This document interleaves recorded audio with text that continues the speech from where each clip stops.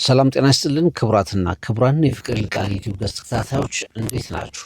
ከአናት የሚፎካከሩት አርሰናልና ማንቸስተር ሲቲ በምሽት 4 ሰዓት ከ30 ጨዋታ ኢታድ ላይና በአሜክስ ጨዋታቸውን ያከናውናሉ። አርሰናል ብራይተንን ይገጥማል ከሜዳው ውጪ። በኢታድ ደግሞ ሜዳው ላይ ማንቸስተር ሲቲ ኖቲንግሃም ፎረስትን ያስተናግዳል። የዛሬውስ ውጤት ምን ነገር ያሳየን ይሆን ከሚል ጥያቄ ጋር ይከናወናል።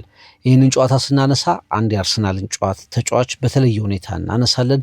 ቪክተር ዮኬሬሽን።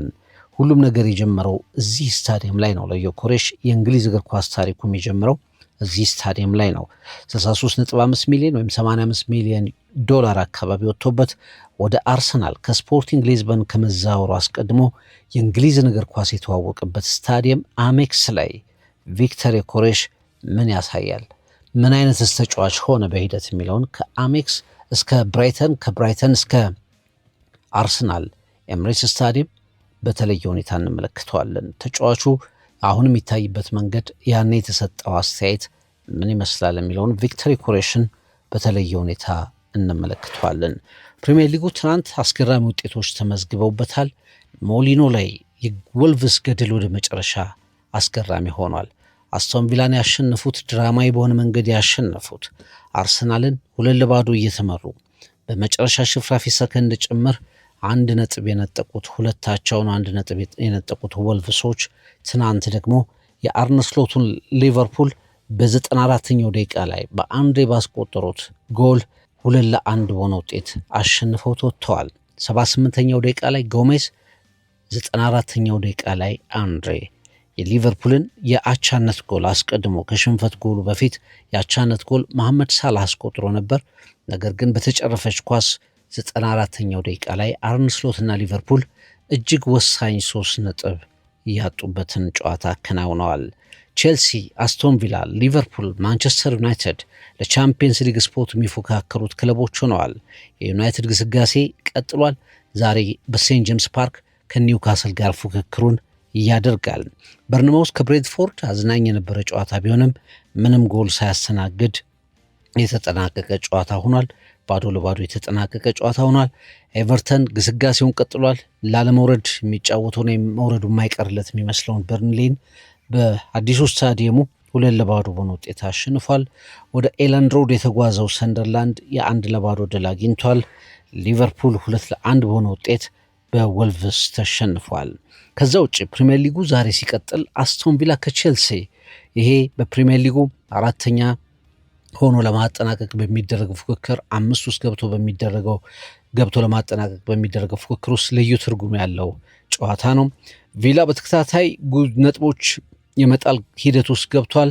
በቪላ ፓርክ የሚደረግ ጨዋታ ነው። ቼልሲ ከአርሰናል ጋር ያደረገውን ጨዋታ በሽንፈት ማጠናቀቁን ተከትሎ ወደ አሸናፊነት ለመመለስ እጅግ የሚያስፈልገው ወሳኝ ጨዋታ ነው። ከበርንሌ አቻ ነበር የወጣው፣ ከአርሰናል ጋር ተሸንፏል። ወደ አሸናፊነት መመለስ ለሊያም ሮዜኒየር ቡድን እጅግ ሲበዛ አስፈላጊ ጨዋታ ነው። ከዛ ውጭ ፉላም ከዌስትሃም እንዲሁም ደግሞ ማንቸስተር ዩናይትድ ከኒውካስል ዩናይትድ ከማንቸስተር ዩናይትድ የምሽቱ 5 ሰዓት ከ15 ደቂቃ ላይ 5 ሰዓት ከሩብ ላይ የሚደረግ ጨዋታ ነው። ከዛ ውጭ እንግዲህ ማንቸስተር ሲቲ ከኖቲንግሃም ፎረስት 4 ሰዓት ከ30 ላይ የሚከናወን ጨዋታ ነው። አስቶን ቪላ ከቼልሲ፣ አርሰናል ከብራይተን፣ ማንቸስተር ሲቲ ከኖቲንግሃም ፎረስት፣ ፉላም ከዌስትሃም ዩናይትድ 4 ሰዓት ከ30 ላይ ምሽት የሚደረጉ ጨዋታዎች ናቸው። ከ30 ደቂቃ በኋላ በሴንት ጄምስ ፓርክ ኒውካስል ዩናይትድ ከማንቸስተር ዩናይትድ ጋር ጨዋታቸውን ያደርጋሉ። ከ21 ነጥቦች 19ኙን የሰበሰበው ከ7 ጨዋታዎች 6ቱን ያሸነፈው ከዌስትሃም ጋር ብቻ አቻ የተለያየውና በማይክል ካሪክ ስር ማዕበሉን አረጋግቶ በጸጥታ እየሰገረ የሚገኘው ማንቸስተር ዩናይትድ ግስጋሴውን ይቀጥላል ወይስ በሴንት ጄምስ ፓርክ ይፈተናል? ሌላኛው ጠንካራ ጨዋታ ይሆናል ማለት ነው። መሪዎቹ ላይ ትኩረት እናደርጋለን። አርሰናል ከብራይተን፣ በዚህ ጨዋታ ላይ ደግሞ አንድ ተጫዋች በተለየ ሁኔታ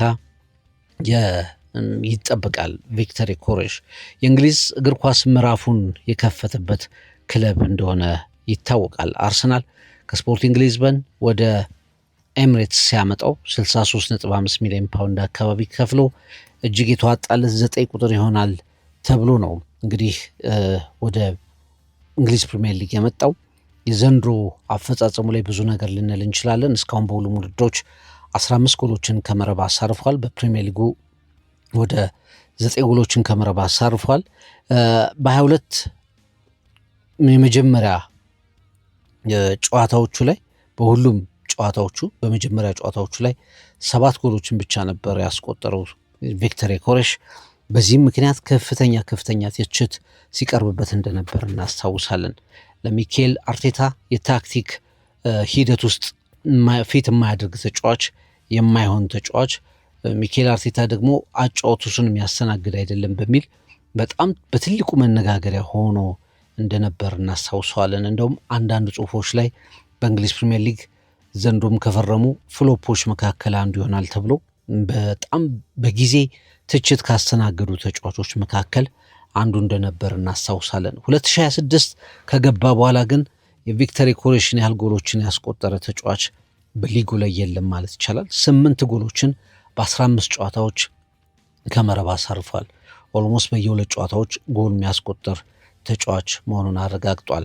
ከኖርዝ ለንደን ደርቢ ጋር በተያያዘ በጣም የተወደሰበትን ፐርፎርማንስ ምናልባትም ለአርሰናል ከፈረመ በኋላ በእንደዚህ አይነት ፐርፎርማንስ በአርሰናል መለያ አሳይቶ አያውቅም እስኪባል ድረስ መወደስ የተቸረውን ፐርፎርማንስ አሳየ። ጎሎቹ ማስቆጠሩ ብቻ አይደለም፣ 2 ጎሎች አስቆጥሯል። ከዛ ውጭ ግን በእያንዳንዱ የጨዋታ እንቅስቃሴ ላይ የነበረው ተሳትፎ ሊንካፑ እየተወለደ እንደ አዲስ የተፈጠረ አቋሙን ያገኘ ቪክተር ዮኬሬሽን ተመልክተናል እስኪባል ሚኬል አርቴታ ጨዋታው ከተጠናቀቀ በኋላ ደግሞ በጣም አስደናቂ ፐርፎርማንስ አሳይቶናል፣ ስንፈልገው አግኝተነዋል የሚል አስተያየት እንዲሰነዘር ሆኖ ነበር። ከዛ ቀጥሎ በቼልሲው ጨዋታ ላይ ቪክተር ዮኬሬሽ ያንን ወጥነቱን አቶ ተመለከት ነው።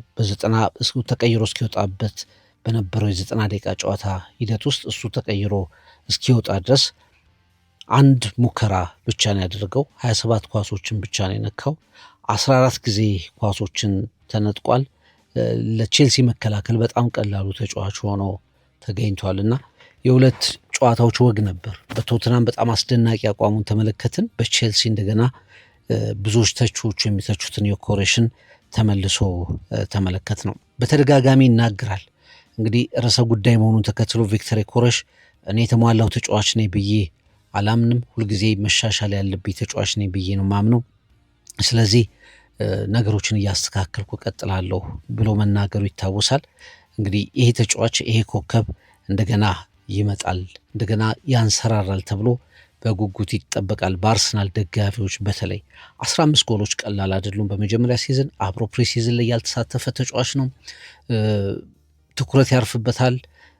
አርሰናልም ተጋጣሚ ቡድኖችም ትኩረት ያሳርፉበታል እና ከእንደዚህ አይነት የስሜት ማዦቆች ጋር እየታገለ 15 ጎሎችን ማስቆጠር በጣም ቀላል አይደለም። ዛሬ አርሰናል ከብራይተን ጋር ሲጫወት ብዙ ዘገባዎች ቪክተር ዮኬሬሽ ላይ ትኩረት አድርገዋል። በ2018 እስከ 2021 በቆየበት ጊዜ ውስጥ በደንብ ያልታየ ኮከብ ተብሎ ይጠቀሳል ቪክተር ዮኬሬሽ። መጀመሪያ 2018 ላይ ከብሮም ካርና ክለብ እንደ ዴጃን ክሎሴቪስኪ፣ ሉካስ በርግቪል አይነት ተጫዋቾችን ካፈራው ክለብ በ2018 ላይ ለብራይተን ኤንድ ሆቭ አልቢዮን ከ23 ዓመት በታች ቡድን ፈረመ። ያኔ በወቅቱ በሃፍ ሲዝን 7 ጎሎችን ከመረብ አሳረፈ። የብራይተን ዩ23 ቡድን ወደ ፕሪሚየር ሊግ ሁለተኛው ፕሪሚየር ሊግ እንዲያልፍ ምክንያት ነበር። ነገር ግን በወቅቱ ብራይተን የተጫዋቾች ምልመላን የሚመለምለው ዲፓርትመንት የስልጠና ክፍሉም ጭምር የኮከብነት፣ የአጥቂነት፣ የአዳኝነት ኳሊቲ የለውም በሚል ግምገማውን አስቀመጠ። ከዛ በኋላ ከጥቂት ጊዜያት በኋላ 2018 ነሐሴ ወር ላይ የመጀመሪያ የዋና ቡድን ተሰላፊነት እድሉን አገኘ። የተሰላፊነቱ ግን ስለ ቪክተር ዮኬሬሽ ቋሚ ተጫዋችነት በብራይተን የመቀጠል ያለመቀጠል ጉዳይ ላይ አንድ ድምዳሜ የሰጠ ነበር። የመጀመሪያ ጨዋታውን በሊግ ካፕ ከሳውዝሃምፕተን ጋር በተደረገ ጨዋታ ላይ ተሰለፈ። 1-0 ነበር የተጠናቀቀው በሳውዝሃምፕተን አሸናፊነት። ከዛ በ2018-19 በመጀመሪያው የብራይተን ቡድን አሰላለፍ ውስጥ 5 እድሎች ተሰጡት፣ ምንም ጎል አላስቆጠረም። 5 እድሎች ተሰጡት፣ ምንም ጎል አላስቆጠረም። በእርግጥ ያኔ በቡድን ውስጥ የነበሩት ዴል ስቴፈንስ ስለ ቪክተር ዮኬሬሽ ሲናገሩ በጣም አትሌቲክ ነው፣ በጣም ኃይል ያለው ተጫዋች ነው፣ አቅም ያለው ተጫዋች ነው፣ ጠንካራ ተጫዋች ነው፣ ፍጥነትም ያለው ተጫዋች ነው፣ ነገር ግን ተፈጥሯዊ ጎል አስቆጣሪ አይደለም የሚለው ግምገማቸውን አስቀመጡ። በእርግጥ ያኔም ሲናገሩ ጎል አስቆጣሪነት ዝም ብሎ በተሰጥኦ የሚመጣ አይደለም፣ በስራ የሚመጣ ነው። ፖቴንሻሉ አለው፣ ግን ለማጥቃት የተፈጠረ ተጫዋች መሆኑን በሂደት በትዕግስት የሚታይ እንጂ አሁን ያክሎት የለውም የሚል ግምገማ አስቀመጡ። ያኔ በብራይተን ሲጫወት ስለ ታክቲካል ሚስፊት ወይም ደግሞ ታክቲካሊ ለብራይተን የማይሆን ተጫዋች ነው ሲባል ምክንያቶች አብረው ይነሱለት ነበር። ይቅርታ ምክንያቶች፣ አንደኛው ብራይተን በአብዛኛው ዮኬሬሽ በሚጫወትበትና በሚፈልገው ተፈጥሯዊ ቦታው ላይ በሴንትራል አጥቂነት በ9 ቁጥር ቦታነት አያሰልፈውም ነበር።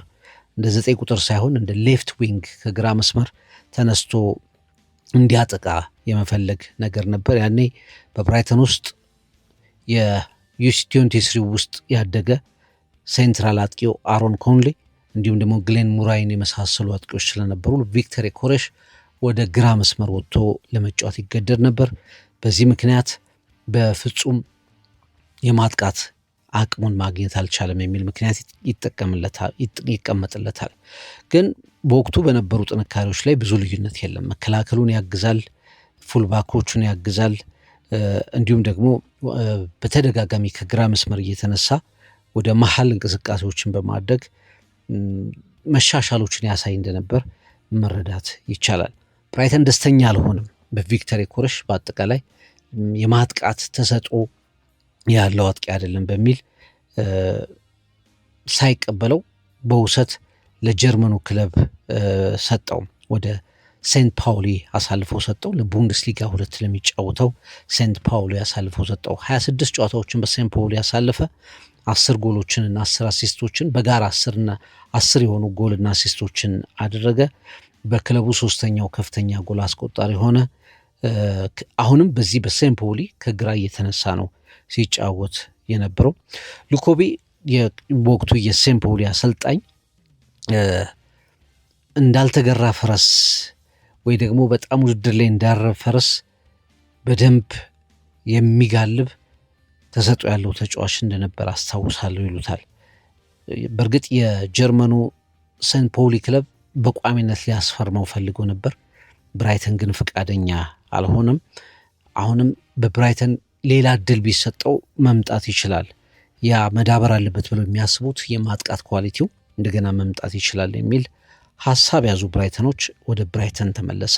ሴፕቴምበር 2020 ቪክተር ዮኬሬሽ እንደገና ወደ ብራይተን ተመለሰ።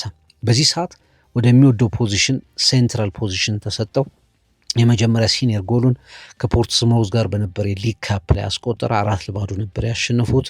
ከዛ በማንቸስተር ዩናይትድ በተሸነፉበት የሊግ ካፕ ጨዋታም አሰላለፍ ውስጥ ገባ። ግራሃም ፖተር የወቅቱ የብራይተን አሰልጣኝ የነበሩት ግራሃም ፖተር ስለ አበርክቶቹ ምስጋናቸውን ሰጡት፣ ኳሊቲዎቹንም አድንቀው ተናገሩ። ነገር ግን ለረጅም ጊዜ አሁንም ቪክተር ዮኬሬሽ በብራይተን የሚታሰብ ተጫዋች መሆኑ ላይ ጥያቄዎች ተነሱ። የፕሪሚየር ሊግ እድል ጭራሽ አልተሰጠውም። የሊግ ጨዋታዎች ላይ ነው እድል የተሰጠው። ምክንያቱም ዳኒ ዌልፔክ፣ ኒል ሙፔ የመሳሰሉ ተጫዋቾች በነበሩበት ብራይተን ላይ የቪክተር ዮኬሬሽ ለብራይተን ዋና ቡድን አስፈላጊ ሆኖ አልተገኘም። ከዛ ወደ ሻምፒዮንሺፑ ትግል ነው የሚያመራው ቪክተር ዮኬሬሽ። የጠፋባቸው ጊዜያት ይሉታል። ወደ ስዋንሲ ሲቲ ነው መጀመሪያ በውሰት የተሰጠው። 12 ጨዋታዎችን በስዋንሲ ሲቲ ያደረገ 1 ጎል ብቻ አስቆጠረ። ፈጽሞ ደስተኛ ያልነበረበት ጊዜ ሆነ ማለት ነው። በወቅቱ የስዋንሲ ሲቲ አሰልጣኝ ስቲቭ ኩፐር እንደተናገሩት ወደኛ የደረሰው ዘግይቶ ነው፣ ከጃንዋሪ ላይ ነው የመጣውና ነገሮችን ለማስተካከል በቂ ጊዜ አልነበረውም የሚል ሀሳብ አነሱ። በቀጥታ ከስዋንሲ ሲቲ ወደ ኮቬንትሪ ሲቲ ተላልፎ ተሰጠ ማለት ነው በውሰት። አሁን በኮቬንትሪ በኮቨንትሪ ሲቲ 19 ሻምፒዮንሺፕ አፒራንሶች እናሳየ፣ 3 ጎሎችን አስቆጠረ። በሰባቱ ነው ቀድሞ የተሰለፈው። አሁንም ኢንኮንሲስተንት ሆነ። በኮቨንትሪ ሲቲ ላይ አሁንም የመጀመሪያ አጫዋቱ በጣም ጥሩ አልነበረም። ነገር ግን የኮቨንትሪ ሲቲ አሰልጣኝ ቪክተር ዮኬሬሽ ላይ አንድ ነገር መመልከታቸውን አመኑ። ብራይተን ያላየው ኮቨንትሪ ሲቲ የተመለከተው አንድ ነገር እንዳለ አመኑ። ምንም እንኳ በ19 ሻምፒዮንሺፕ አፒራንሶች በሰባቱ ቀድሞ በገባባቸው 3 ጎሎችን ብቻ ቢያስቆጥርም ይህንን ተጫዋች በቋሚነት ማስፈረም እንፈልጋለን የሚል ውሳኔ ላይ ደረሱ። ለምን እዛ ውሳኔ ላይ ደረሱ? ማደግ የሚችል ከባድ ጎል አግቢ መሆን የሚችል ተጫዋች ነው የሚል እምነት ስላደሩ 1 ሚሊዮን ፓውንድ ብቻ ለቪክተር ዮኬሬሽ ቋሚ ለማድረግ ቪክተር ዮኬሬሽን 1 ሚሊዮን ፓውንድ ብቻ አቀረቡ። ብራይተን ሳያቅማማ ተቀበለው። ቪክተር ዮኬሬሽን በ1 ሚሊዮን ፓውንድ ለኮቨንትሪ ሲቲ አሳልፎ ሰጠው ማለት ነው። አንድ ሲኒየር ጎል፣ 8 አፒራንሶች፣ 0 ፕሪሚየር ሊግ ጎሎች። የብራይተን ትውስታዎቹ እነዚህ ናቸው። በሲኒየር ቡድን ውስጥ 1 ጎል፣ 8 አፒራንሶች፣ 0 ፕሪሚየር ሊግ አፒራንስ። ኮቨንትሪ ይህንን ተጫዋች ሲያስፈርም፣ ቪክተር ዮኬሬሽን ሲያስፈርም አንዳንዶች ከፍተኛ ቁማር ብለውም ገልጸውታል። ነገር ግን በወቅቱ የኮቨንትሪ ሲቲ አሰልጣኝ ማርክ ሮቢንስ በጣም ፓወር አለው፣ በጣም ፍጥነት አለው፣ እንቅስቃሴ አለው እና ከሁሉ በላይ ራሱን መለወጥ የሚፈልግበት፣ ራሱን መቀየር የሚፈልግበት፣ ዝቅ ብሎ ነገሮችን መስማት፣ ትሬኒንጎችን መከታተል፣ የአሰልጣኝ ውሳኔዎችን መስማት የሚችል ተሰጥኦ አለው፣ አንገቱን ደፍቶ መማር የሚችል ነው የሚለውን የቪክተር ዮኬሬሽን ባህሪ በጣም ወደዱለት። ከዛ በኋላ ኮቨንትሪ ሙሉ ለሙሉ በ1 ሚሊዮን ፓውንድ ብቻ የብራይተን ዝውውሩን አጠናቀቀ ማለት ነው። ኮቨንትሪ እንደገና የተወለደውን እንደገና የተፈጠረውን ቪክተር ዮኬሬሽን አስመለክተን። በ2 ሲዝኖች በኮቨንትሪ ሲቲ ቆይታው በ2 ሲዝኖች 43 ጎሎችን ከመረብ አሳረፈ። 17 አሲስቶች ነበሩት። ምንም እንኳ በሉተን ታውን ተሸንፈው የፕሪሚየር ሊግ በፕሌይኦፍ ተሸንፈው በሉተን ታውን የፕሪሚየር ሊግ እድላቸው ሳይሳካ ቢቀርም በቻምፒየንሺፕ ፕሌይኦፍ ፋይናል ላይ ግን እንዲደርሱ አደረገ። በኋላ በ1 ሚሊዮን ፓውንድ ብቻ የገዙትን ተጫዋች በ19 ሚሊዮን ፓውንድ አካባቢ ሸጡት። ብራይተን በ1 ሚሊዮን ፓውንድ ብቻ የሸጠውን ተጫዋች በ2 ሲዝኖች ብቻ ቆይቶ 19 ሚሊዮን ፓውንድ አድርገው ለስፖርቲንግ ሊዝበን ሸጡት። ከዛ በኋላ እንግዲህ ዛሬ የምናወራለት ቪክተር ዮኬሬሽ ተከሰተ። ወደ ፖርቹጋል ሊግ ካቀና በኋላ ከ95 በላይ ጎሎችን በ2 ሲዝኖች አስቆጠረ። 63 ጎሎችን በአንድ ሲዝን ብቻ ማስቆጠሩን እናስታውሳለን። የጌርድ ሙለር ትሮፊን በዚህ ምክንያት በባለንዶር ስነስርዓት ላይ የጌርድ ሙለር ትሮፊን በ63 ጎሎቹ በአንድ ሲዝን ባስቆጠራቸው 63 ጎሎቹ የተነሳ መሸለሙን እናስታውሳለን። ዓለም አብስቶ አበክሮ ያወራለት እጅግ ጨራሽ ከሚባሉ ኮከቦች መካከል አንዱ ቪክተር ዮኬሬሽ የሚባል ሆነ ማለት ነው። ከ2018 እስከ 2000 አርሰናል እስካመጣበት 2025 ድረስ ባሉት ጊዜያት ብቻ በቪክተር ዮኬሬሽ ህይወት ውስጥ እነዚህ ነገሮች ተከናወኑ። በብራይተን ዮኬሬሽ በጣም በፍጥነት ወደ ጎል አስቆጣሪነት እንዲመጣ ፍላጎት ነበር። ብራይተን ያንን የሚያደርግበት መሻሻል የሚያሳይበትን የመጀመሪያ ተሰላፊነት በዋናው ቡድን ውስጥ ተሰላፊነት ሊሰጠው አልቻለም። ብራይተን በውሰት እያቆየ ተጫዋቹ እንዲሰራ የፈለገበትን አማራጭ ተከተለ። በአንጻሩ ደግሞ ቪክተር ዮኬሬሽ የሚረጋጋበትን ተጨማሪ እድል የሚያገኝበትን የቡድን ዋና አካል የሚሆንበትን አማራጮች ተመለከተ። ኮቨንትሪ ሲቲ መጀመሪያ፣ በኋላ ስፖርቲንግ ሊዝበን ይህንን እድል ሰጡትና በብራይተን በኩል እንግዲህ መጀመሪያ የተባለው ናቹራል የሆነ ፊኒሸር አይደለም፣ ገና ይቆረዋል። ያንን ስኪል በሂደት ማምጣት አለበት። ያንን ለማድረግ ደግሞ በብራይተን ውስጥ ሆኖ ማደግ አይችልም፣ በውሰት መሰጠት አለበት የሚል እይታ ነበረው። ይሄ እይታ ለአንዳንዶች አሁንም ስህተት ነው። ብራይተን በጣም ወሳኝ የሚባሉ ተጫዋቾችን የሚያፈራ ኮከብ ነው። እንደ ማርክ ኩኩሬላ፣ ሞይሴስ ካይሴዶ፣ ሳንቼዝ ግብ ጠባቂውን ጨምረን እየፈጠረ ተጫዋቾችን እየመለመለ በተለየ ሁኔታ ደግሞ አትርፎ የሚሸጥ ክለብ ሲሆን እየተመለከት ነው እንገኛለን። እንዴት ያ ቡድን ያንን ስተሰራ እንዴት በተጫዋቾች ውስጥ ያለውን ተሰጥኦ አልተመለከተውም የሚል ጥያቄ ይነሳል። ከፖዚሽን ውጭ ማጫወቱ እንደ ሌፍት ዊንገር ነው ያጫወተው፣ እንደ ሴንትራል ስትራይከር አይደለም ብራይተን ያጫወተው። በብራይተን እምነት አልተሰጠውም። ቪክተር ዮኬሬሽ ፈጽሞ እምነት አልተሰጠውም።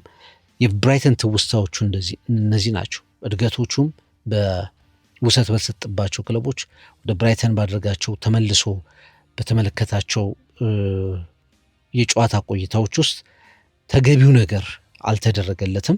ብራይተንን ጥሎ ወጣ። ከአመታት በኋላ እንግዲህ የአርሰናል ተጫዋች ሆኖ አርቴታ እጅግ ያስፈልገኛል ብሎ ካሰባቸው ተጫዋቾች መካከል አንዱ ሆኖ እሱም ለአርሰናል ካልሆነ በስተቀር ለሌላ የእንግሊዝ ፕሪሚየር ሊግ ክለብ መሰለፍ አልፈልግም ብሎ በዝውውሩ ላይ ውዝግብ ጭምር ፈጥሮ የአርሰናል ተጫዋች ሆኖ እንደገና ወደ አሜክስ ወደ ብራይተን ሜዳ ይመለሳል።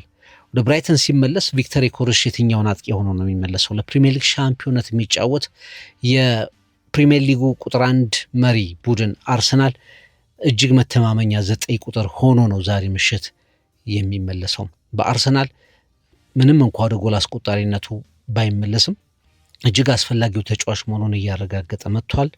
ደጋፊዎች እንዲሳካለት አጥብቀው የሚመኙለት ተጫዋች ሆኗል። 15 ጎሎችን አስቆጥሯል። ወደ ደብል ዲጂት በፍጥነት እየተጠጋ ይገኛል።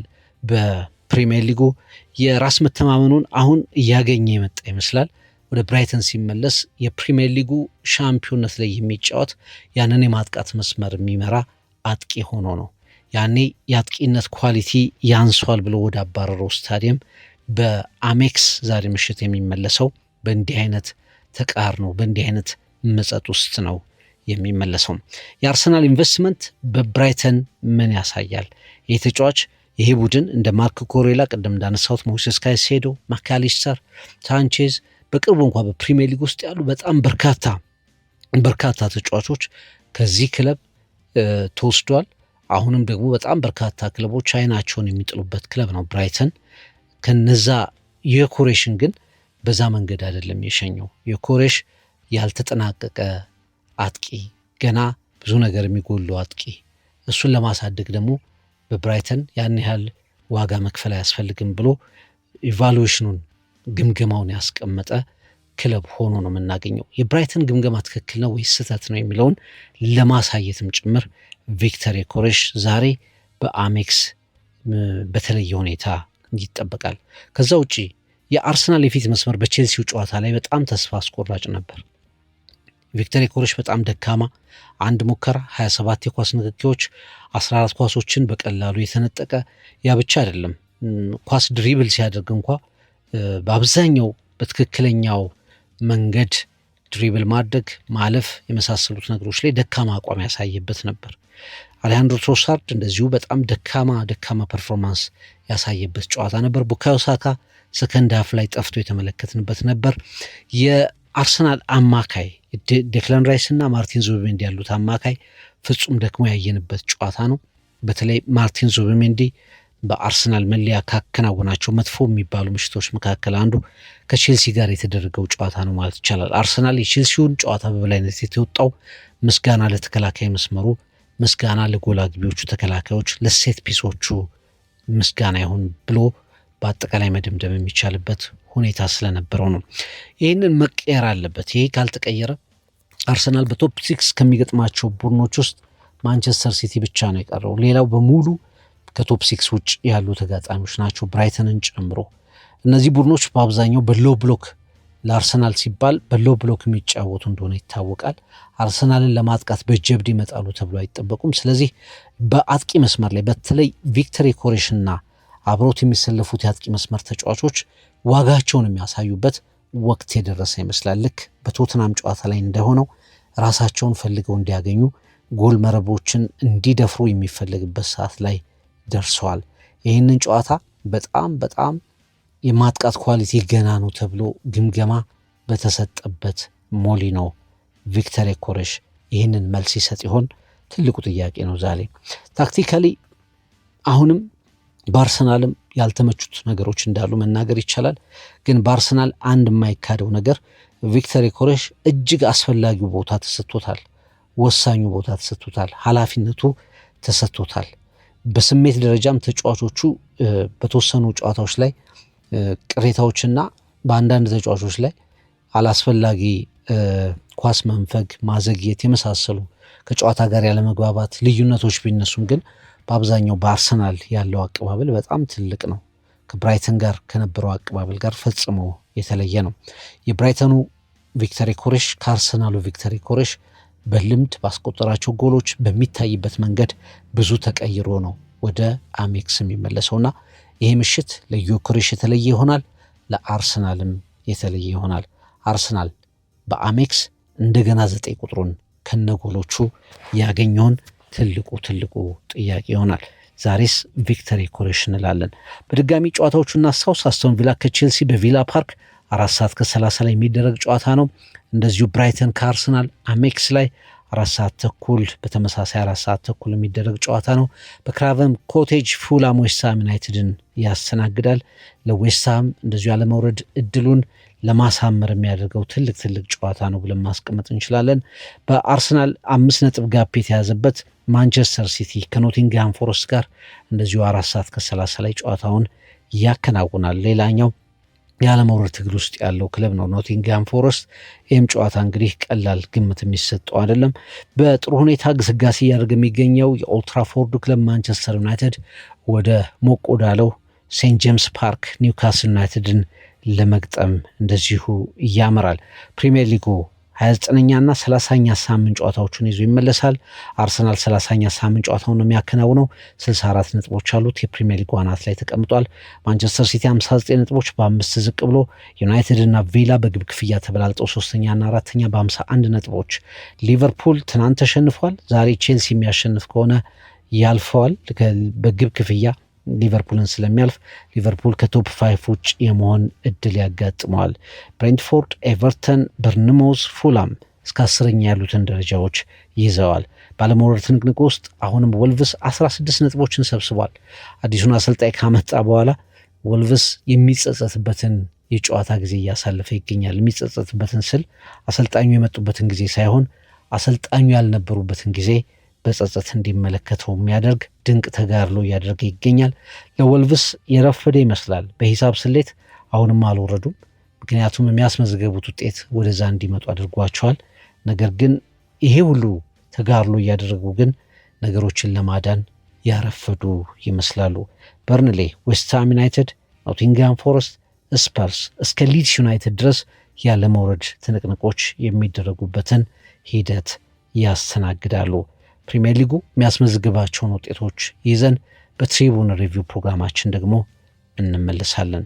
አርሰናል ማንቸስተር ሲቲ ትንቅንቁ ይቀጥላል።